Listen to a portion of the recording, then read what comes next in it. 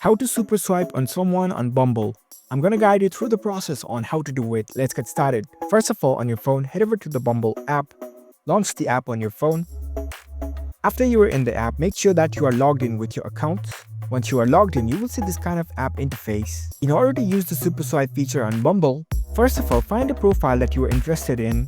While going through the profile, if you're interested in this profile and you want to send the super swipe to this, all you need to do is, in the bottom right, you can see this yellow star icon. Simply tap on this. From here, you will be sending the super swipe to this profile. This will send a notification to the other user. But you need to know that super swipes are a premium feature, so you will either need a Bumble Boost or the Bumble Premium subscription. Here you can see different packages.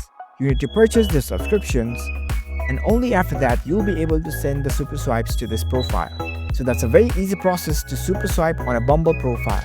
If you found this video helpful, don't forget to give this video a thumbs up and subscribe to our channel for more tech tips. Thank you for watching.